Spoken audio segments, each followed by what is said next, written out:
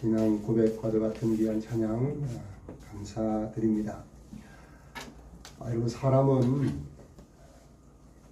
누구나 어떤 행동이나 결정을 할 때 기준을 가지고 있습니다. 제가 지금 들려드리는 이야기 속에 주인공이 무엇에 근거해서 그런 결정을 하게 되는지 한번 여러분 생각을 하시면서 이야기를 들으면 좋겠어요. 누구의 얘기인가 하면 영국의 엘리자베스 1세에 관한 그런 이야기입니다. 참 훈훈한 그런 이야기인데, 이 여왕 엘리자베스 1세는 1558년부터 1603년까지 44년 동안 장기간 집권을 하면서 국민들에게 굉장히 칭찬을 받은 그런 여왕입니다. 훌륭한 여왕 베스라는 별명까지 가지고 얻고, 그렇게 나라를 다스리고, 그리고 대영 제국의 기틀을 마련한 그런 여왕으로 인정을 받는 그런 여왕인데, 이 여왕을 시기하는 세력들이 여자 자객을 보내서 암살을 시도를 합니다. 이 여자 자객이 남장을 하고 경비병으로 남장을 해서 침투해서 여왕을 살해하려고 하다가 실패합니다. 그리고 잡혀서 재판을 받는, 그것도 엘리자베스 1세 여왕이 직접 재판을 하면서 신문을 합니다. 왜 이런 일을 하게 되었느냐? 그런데 이 여자 자객이 담담하게 여왕에게 이렇게 요청을 합니다. 비록 제가 잘못된 사람에게 고용이 되어서 이런 엄청난 죄를 지었지만 저에게 은총을 베풀어 주시기를 바랍니다. 여왕에게 요청을 하는 거예요. 여왕이 이 말을 듣고, 그래? 그러면 내가 너를 살려줄 테니 그러면 너는 나를 위해서 무엇을 하겠느냐? 라고 물었더니요, 이 죄인이 이렇게 말하는 겁니다. 여왕님, 조건이 있는 것은 은총이 아닙니다. 이 엘리자베스 1세가 그 죄수의 말을 듣고 곰곰이 생각을 합니다. 그러다가 이 죄인을 무조건, 조건 없이 석방을 시키는 거예요. 풀어준 거예요. 이 일 이후에 일어난 영국의 역사는 이 일을 이렇게 기록을 합니다. 여왕에게 그녀만큼 신실하고 헌신적인 여종은 없었다. 이 여자 자객은요, 그 여왕이 풀어주니까 자유의 몸이 아니라 여왕을 섬기는 여종으로 자처해서 일평생 여왕을 섬기는 신실한 여종의 삶을 살았다는 거예요. 저는 이 이야기를 접하면서 이 엘리자베스 1세 여왕이 그 자기를 죽이려고 했던 그 여자 자객을 그렇게 무조건 풀어주는 것이 쉽지는 않았을 텐데 어떻게 가능했을까? 그리고 이 죄인도 자유의 몸이 되었음에도 불구하고 무엇 때문에 일평생 여왕을 섬기는 삶을 살았을까? 여러분, 그 이유가 뭘까요? 여러분, 엘리자베스 1세 여왕은요, 그 당시에 천주교와 이 개신교가 대립하는 시기예요. 많은 박해를 어릴 때 당했어요.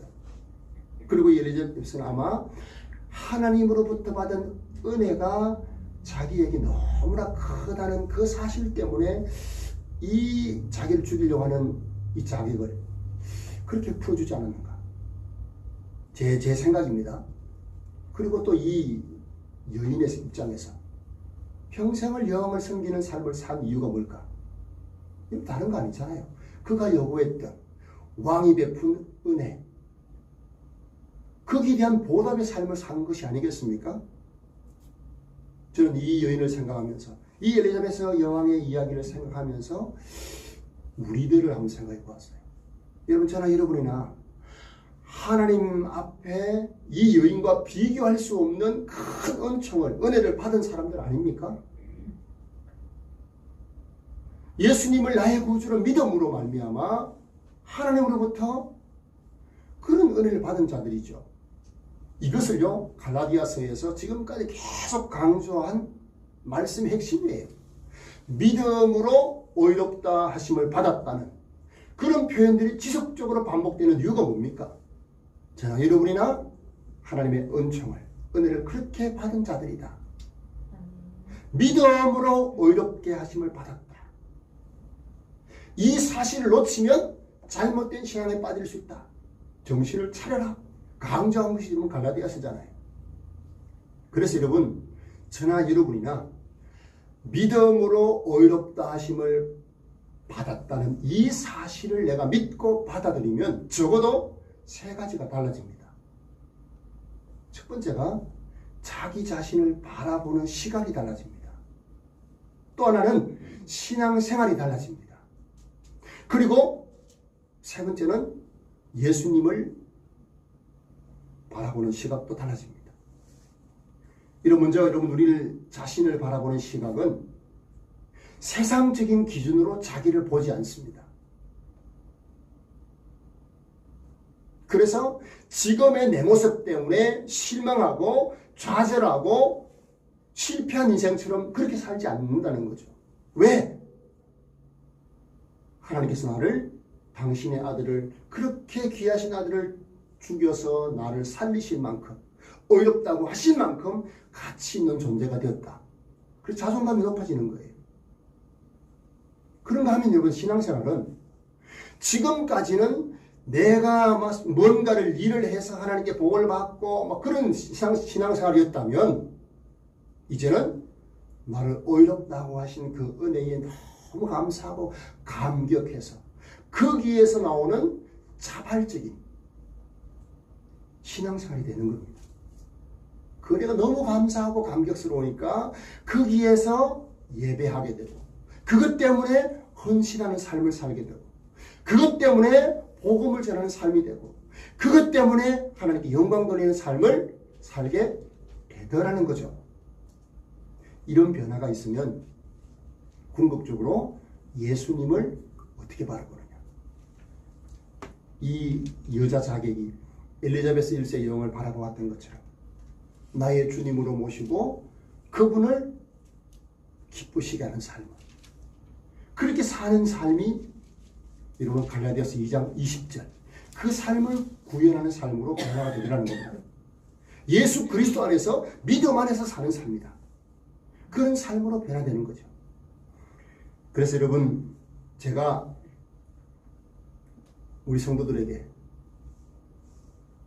요청하는 것이, 하나님께 의롭다 하심을 받은 그 믿음이 있다면 여러분의 신앙생활이, 여러분의 자신을 바라보는 시각도, 예수님을 모시고 사는 삶도, 이런 변화가, 여러분의 삶의 신앙에 여러분을 바라보는 시각도 변화가 일어날 수 있기를 바랍니다.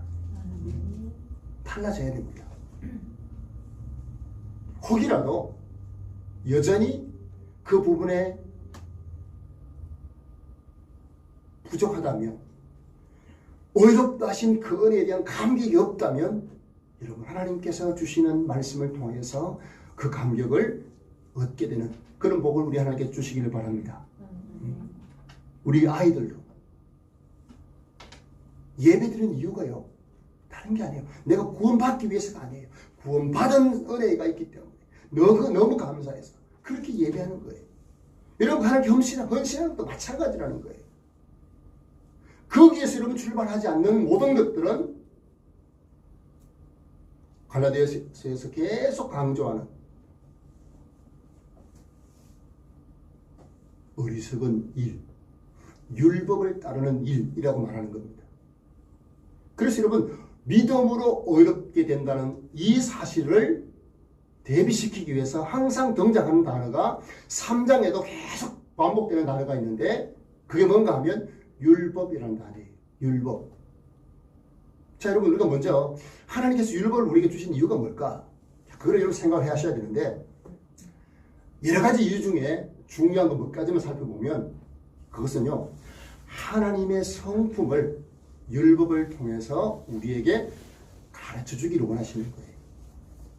여러분, 하나님의 성품은 선하심, 거룩하심, 그리고 의로우심, 자, 이런 성품을 가지고 계셔요.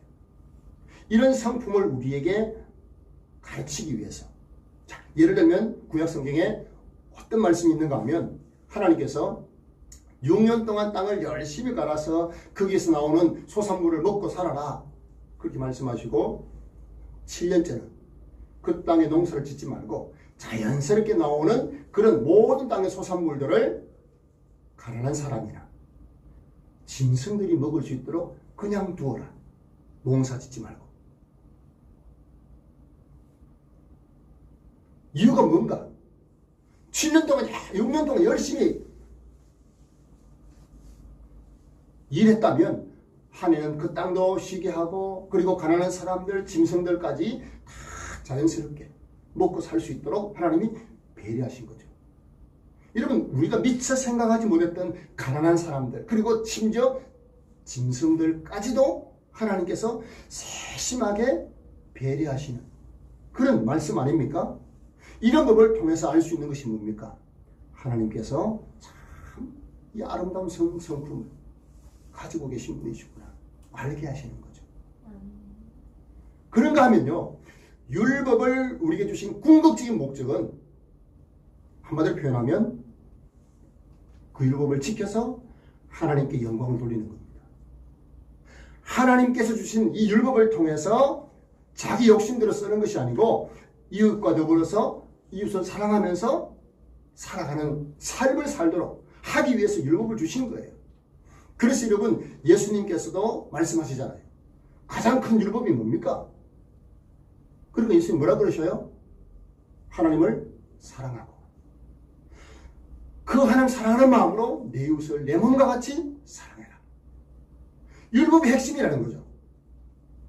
자, 그러니까 이런 율법을 주실 때는 그 율법 안에서 하나님도 사랑하고 이웃도 사랑하면서 살아라 라고 주신 거예요. 아는 데서 그치지 말고 순종하도록 하기 위해서 율법을 주신 겁니다.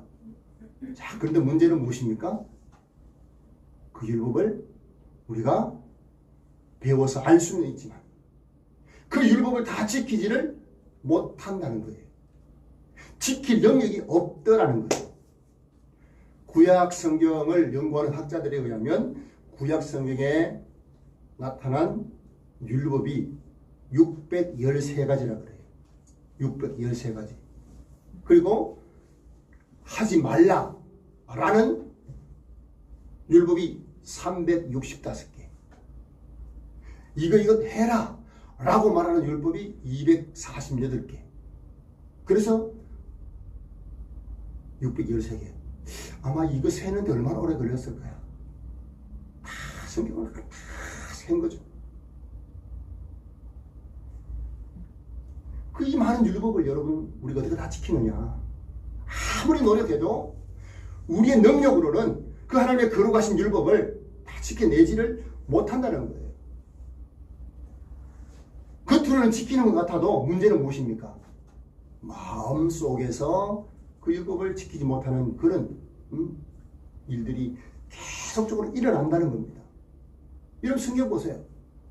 율법을 지키는 것이 그냥 지켰다고 다 지키는 것이 아니에요. 마음에 어떤 마음을 품고 있느냐, 그게 더 중요하다고 말씀하지 않습니까? 그래서 내면적으로 마음속에 어떤 마음을 품고 있느냐, 이게 중요하다는 거죠. 제가 여러분 고등학교 때쯤에 대구에서 이렇게 지낼 시간이 있었는데 그때 누나들이 대구에서 생활했어요. 그 대구에서 생활하면서 누나들과 금요일이 되면 대구 동구교회, 그 당시에 김덕신 목사님이라고 참 훌륭하신 분이 목회하신 교회인데 그 교회에 철야기도를 했어요. 말 그대로 철야기도였어요. 저녁 8시에, 9시에 모이면 2-3시간 집회를 하고 12시쯤 되면 컵라면, 간식을 줍니다. 빵도 주고 고목 한 30분 쉬었다가 또 집회를 시작합니다.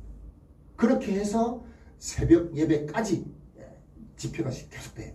그리고 새벽 예배 시간 되면 새벽 예배 마치고 아침 6시쯤 마치는 완전히 철야입니다. 거기에 금요일마다 누나들과 함께 참석했던 기억이 있어요. 근데 대부분 요즘은 철학 기도가 거의 다 사라졌죠. 거의 하지 않는데 어느 교회에서 목사님이 이 기도의 중요성을 강조하면서 이 철학 기도를 하는 거예요. 그러니까 막 직장 다니는 분들 얼마나 힘들겠습니까? 근데 중직자들이 할 수 없이 나와서 철학 기도를 하는 겁니다.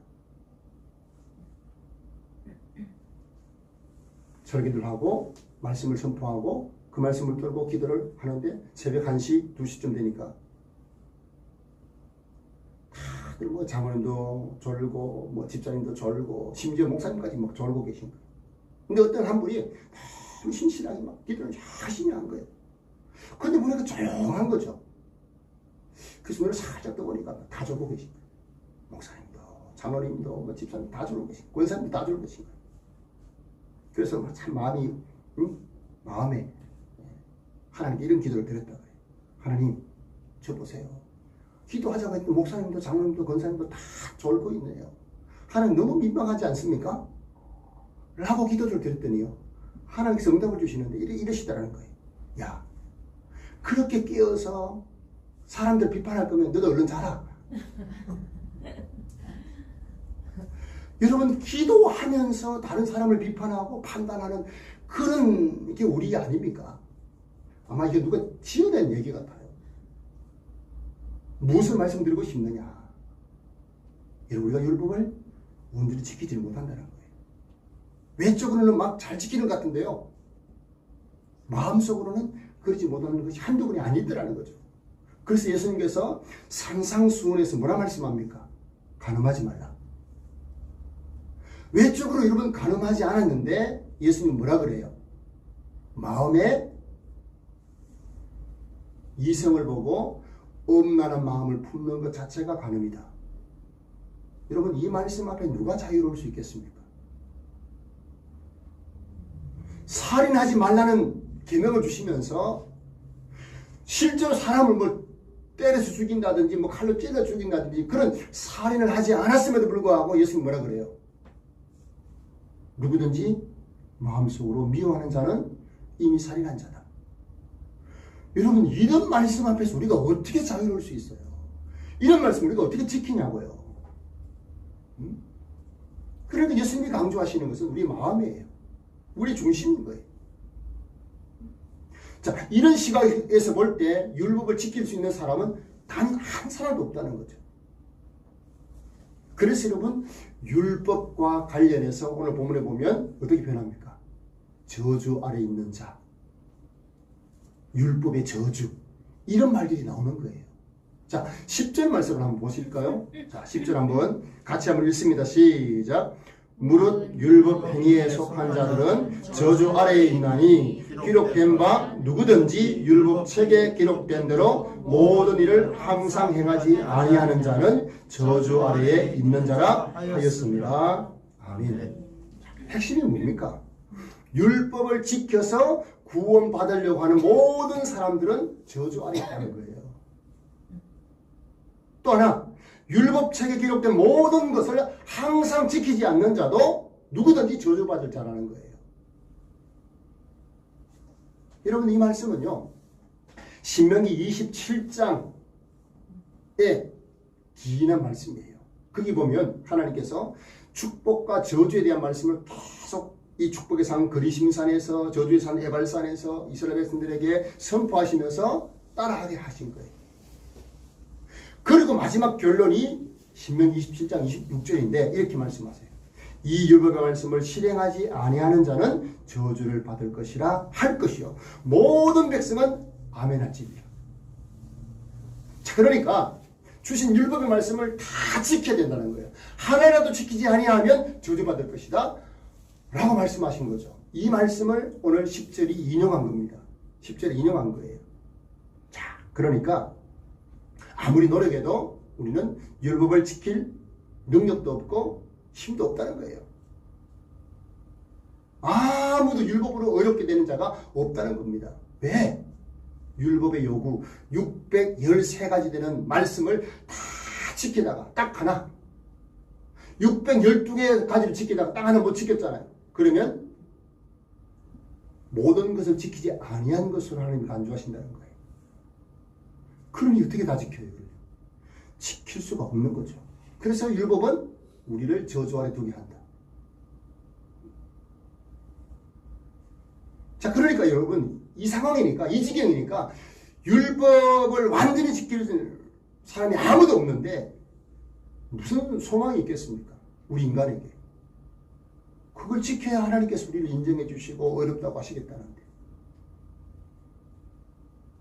그래서요, 스스로 의롭게 되기 위해서 막 자기를 뭐 학대하기도 하고 뭐 돌을 닦으려고 하지만 다 실패합니다. 실패한 이유가 그거죠. 그런데 하나님께서 우리에게 절망의 소식이 아닌 희망의 소식을 선포하고 있는 말씀이 오늘 본문에 나오죠. 자, 13절입니다. 자, 13절. 자, 읽습니다. 시작. 그리스도께서 우리를 위하여 저주를 받은 바 되사 율법의 저주에서 우리를 속량하셨으니 기록된 바 나무에 달린 자마다 저주 아래에 있는 자라 하였습니다. 아멘. 여러분, 내가 그 율법의 저주 아래에 있었는데 우리 예수님께서 대신 그 율법의 저주가 되어 주셨다는 거예요. 그리고 우리가 살 수 있는 길을 마련해 주셨다는 거죠. 여러분, 우리가 믿는 하나님은 죽은 자를 살리시고 없는 것을 있게 하신 하나님이신 줄 믿습니다. 전능하신 하나님이시라는 거죠. 그 하나님께서요, 우리의 죄를 그냥 덮을 수 있다, 죄 없다 라고 말할 수 있는 전능자입니다. 그런데 그렇게 하지 않습니다. 아니, 그렇게 하실 수가 없어요. 왜? 그분의 성품과 충돌되기 때문에 그래요. 죄인을 죄 없다라고 말하면 거짓말, 그분의 어떤 성품과 이 충돌되기 때문에 그렇게 말씀하실 수 없는 분이셔요. 신구약 성경 다 보십시오. 모든 죄에는 뭐가 요구됩니까? 피가 요구돼요. 피.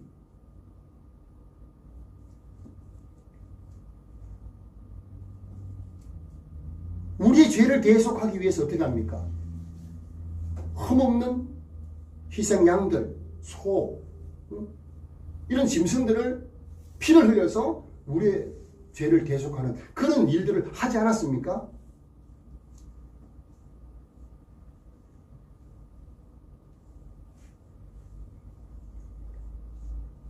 그런데 여러분, 하나님이 죄인인 우리를 보고 야, 너 그냥 죄 없다고 해. 내가 죄 없다고 인정해 줄게. 그럴 수 없다는 거예요. 그 율법이 요구하는 법이 무엇입니까? 하나님이 주신 법이 요구하는 것이 희생 제물이 필요한 거예요. 피가 필요한 거예요. 그래서 여러분, 율법 아래 있는 모든 자들은 저주 아래 있는 거예요. 자기의 피를, 죄를 사하기 위해서 죄 없는 그런 피가 필요한데 다 죄인의 피들은 안 되는 거죠. 그래서 어떻게 합니까? 그 율법의 저주 아래 있는 우리를 대신해서 죄 없으신 예수 그리스도가 율법의 저주를 대신 받으신 거예요. 여러분 한번 생각해 보세요. 가오모이가 갇힌 죄수가 같이 동료 죄수의 죄를 놓고 내가 저 사람 목까지 내가 수감생활 할 테니까 저 사람 풀어주세요 라고 하면 그 말이 돼요?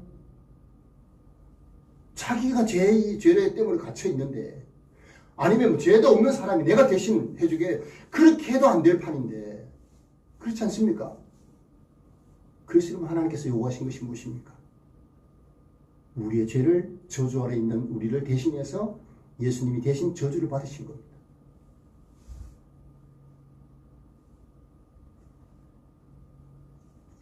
그게 여러분 13절 말씀이에요. 그리스도께서 우리를 위하여 저주를 받은 바 되사 율법의 저주에서 우리를 속량하셨다. 율법의 저주에서 그 저주의 죗값을 지불하셨다. 그 말씀 아닙니까? 이 사실을 인정하고 받아들이고 믿음을 가진 사람들에게 하나님이 주시는 은혜가 무엇인가요? 저주 아래에 있는 나 대신 예수님이 저주가 되시고 대신 저주 받으신 그 사실을 믿는 자에게 하나님 주신 복을 오늘 말씀하고 있습니다. 자, 11절. 자, 읽습니다. 11절 시작. 또 하나님 앞에서 아무도 율법으로 말미암아 어렵게 되지 못할 것이 분명하니 이는 의인은 믿음으로 살리라 하였습니다. 아멘. 자, 계속 강조하는 것이요, 하나님 앞에서 의인으로 칭함을 받고 구원받은 백성이 되는 것은 믿음으로 가능하다. 할렐루야. 오직 믿음으로 가능하다. 여러분, 의인은 믿음으로 말미암아 살리라. 이 구절이요, 성경에 4군데 나와요. 4군데.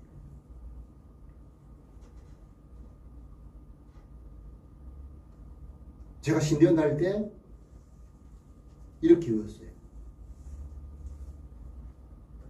하박국 2장 4절, 롬 117, 로마서 1장 17절, 히열 38, 히브리서 10장 36절, 그리고 갈삼 11, 갈라디아서 3장 11절. 다 의인은 믿음으로 말미암아 살리라. 하나님이 의롭다고 하신 자는 믿음으로 사는 자다, 그 말씀이죠. 그래서요, 믿음으로 구원 얻는 그 길을, 다른 길을 제시한 적이 없어요. 우리가 잘 아는 여러분 사도행전 4장 12절 말씀에도 뭐라 말씀합니까? 다른 이로서는 구원을 받을 수 없나니 천하 사람 중에 구원을 받을 만한 다른 이름을 우리에게 주신 일이 없습니다. 예수님 외에 구원받을 이름을 주신 적이 없대요. 왜? 믿음으로 우리는 살아야 되는 자들이기 때문에.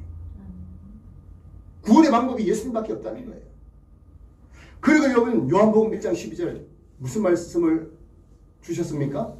영접하는 자, 곧 그 이름을 믿는 자들에게는 하나님의 자녀가 되는 권세를 주셨다. 할렐루야. 자, 저를 보세요. 자, 저를 보세요. 예수님을 영접하는 자, 하나님의 자녀가 되게 하셨다. 할렐루야. 이 사실을 믿으면 어떻게 신앙생활이 달라져야 되는가 하면, 이 믿음 때문에 내가 감사하는 마음으로 예배하고 감사하는 마음으로 주님을 위해 사는 겁니다. 뭔가를 얻기 위해서 하나님께, 그게 아니라는 거예요. 우리가 지금까지 놓치고 있는 것이 그거예요. 마치 신앙생활을 통해서 내가 목표하고 내가 계획한 일들을 막 잘 이루어내고 뭐 건강도 지키고 뭐도 하고 하는 보호하심을 받고 이러면 그게 목적이 아니라는 거예요. 그건 부수적인 거예요. 예수님을 통해 하나님의 자녀가 된 그 은혜에 감사해서 모든 신앙생활의 행위가 나타나는 겁니다. 여러분, 그런 성도가 되시기를 축복합니다. 사실 여러분, 요한복음 1장 12절 말씀을 놓고 생각해 보세요. 영접하는 자, 곧 그 이름을 믿는 자들에게는 하나님의 자녀가 되는 권세를 주신다. 얼마나 쉬워요. 예수님 믿고 영접하기만 하면 되니까. 쉽지 않습니까? 그런데 이게요, 말 그대로 쉬운 게 아닌 거예요. 왜 그렇습니까? 하나님의 방법인데 그냥 예수 믿고 구원받는 것인데 너무 쉬워 보이는데 이게 너무 쉬운 게 또 아닌 거예요. 왜 그렇습니까? 그걸 받아들이지를 못하면, 믿어지지 아니하면 영접할 수가 없기 때문에. 그래서 여러분, 그 믿음조차도 하나님이 주셔서 내가 믿고 있다는 사실이 여러분 너무너무 감사한 일이에요. 그리고 여러분, 하나님은 모든 자들이 믿기를 원하세요. 그래서 말씀을 다 주셨어요. 지금 여러분, 전 세계 복음이 다 전파되면 예수님이 오신다고 하지 않습니까? 그 이유가 그거예요. 복음을 다 들을 수 있는 기회를 다 주신다는 겁니다. 저는 여러분 요즘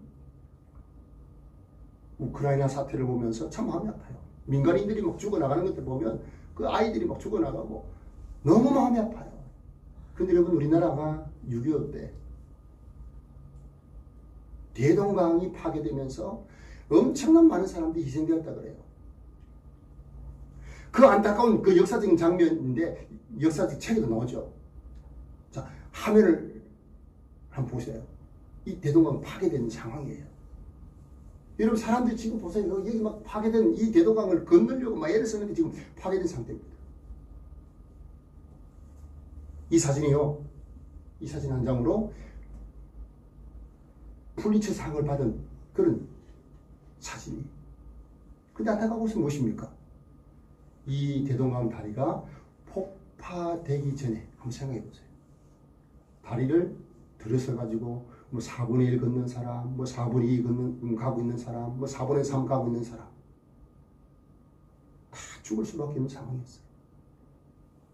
완전히 건너서 가지 않은 사람은 거기에서 희생을 당하는 거죠.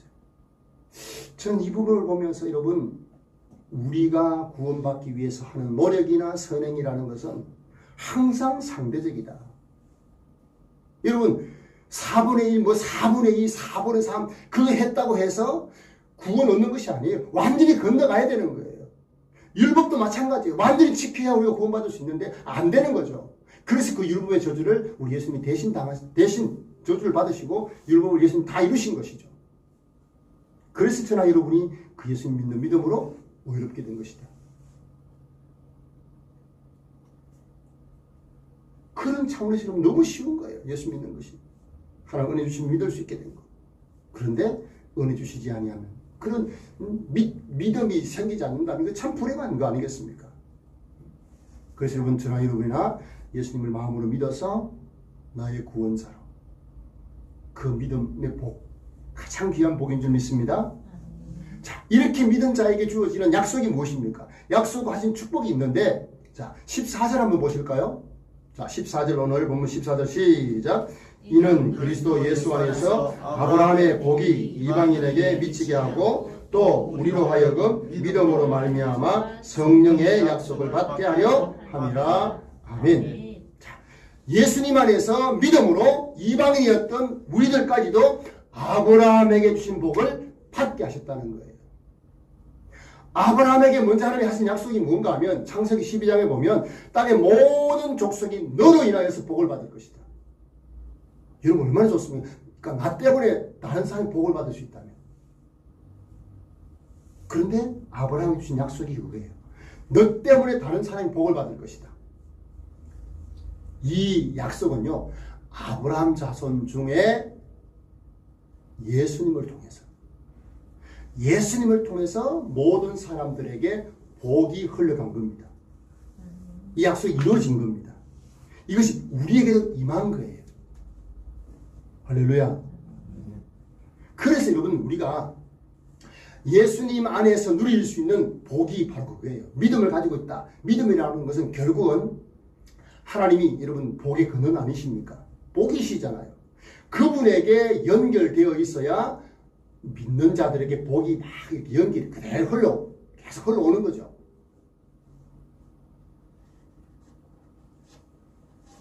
그러면 어떻습니까? 하나님 주시는 평강을 누리며 살 수 있게 되는 거죠. 천국 같은 삶을 살게 되는 거 아니겠습니까? 그런데요, 하나님의 그 은혜의 저수 뒤에서 이 연결된 것이, 호수가 있다면 연결된 것이 꼬였어요. 중간에 매듭이 생겨버렸어요. 여러분, 이 매듭을 푸는 것이 무엇일까요? 그게 믿음인 거예요. 그게 풀려야 어떻게 됩니까? 하나님으로부터 은혜의 복이 흘러 들어오는 거예요. 이게 여러분 믿음이에요. 여러분 믿음의 호수가 정상입니까? 그렇다면 여러분 우리는 하나님의 은혜 안에서 사는 삶이어야 해요. 우리의 환경이 참 힘들죠. 막 매일매일 시시각각 달라지는 그런 환경 때문에 힘들어집니다. 그런데 한 가지, 하나님의 은혜가 우리에게 계속 흐르고 있으면 그것 때문에 좌절하거나 절망하거나 낙심하지 않더라는 거죠. 그런 은혜를 여러분 누리시기를 축복합니다. 그래서 여러분, 아브라함의 약속이 예수님을 통해서 이루어지는데 아브라함의 축복이 어떻게 주어집니까? 내가 너의 하나님이 되고 너와 너의 후손은 나의 백성이 되리라. 그래서 여러분, 우리가 예수님을 믿고 어떻게 됩니까? 하나님을 나의 아버지로, 아브라함의 하나님, 이삭의 하나님, 야곱의 하나님, 그리고 나의 하나님. 할렐루야. 이렇게 고백할 수 있게 된 거예요. 하나님의 자녀로서의 삶을 살게 된 거 아니겠습니까? 이런 은혜를 가진 자를, 하나님이 나의 하나님이 된 자를 누가 대적하겠습니까? 여러분, 전능하신 하나님을 대적할 자가 누가 있습니까? 근데 그 하나님이 나의 하나님이에요. 그러므로 여러분, 저나 여러분이나 하나님이 나의 하나님이라는 그 사실 때문에 당당할 수 있는 거 아니겠습니까? 여러분 다니엘을 한번 보세요. 다리오 왕이 명을 내려서 자기 신들에게 기도하는 자는 죽이겠다. 이런 명령을 선포하지 않습니까? 그럼 다니엘은 어떻게 합니까? 예루살렘을 향해서 문을 꼭 닫고 기도되는데 문을 활짝 열어놓고 그렇게 기도하지 않습니까? 여러분 그 당당함은 어디서 옵니까? 하나님이 자신이 하나님이기 때문에. 다리오 왕도 두렵지 않은 거예요. 자기의 목숨도 여러분 이게 뭐 죽고 사는 것 이게 아무것도 아닌 거예요. 여러분 이게 하나님을 나의 하나님으로 모신 자의 삶이라는 거죠. 이런 복이 저주에 있던 우리가 이런 복을 받게 된 거예요. 의롭다 하시는 복이 바로 그런 복이에요. 할렐루야. 그래서 저는 오늘 말씀을 이렇게 한마디로 요약을 하고 싶어요. 우리의 영혼의 깊은 내면에는 하나님의 은혜가 가득 차 있다. 그 은혜가 흘러나와서 내 영혼의 그 깊은 데서 맑은 강하게 흘러나네. 그래서 오늘 찬양을요 412장 찬양을 하려고 해요. 같이 한번 찬양을 한번 드려볼까요? 여러분 예수님이 주신 그 의롭다 하신 은혜, 그 은혜에 감격하는 마음으로 우리 같이 한번 412장 내 영혼의 그 깊은 데서 말씀을 또 생각하시면서 찬양을 드리도록 하십시다.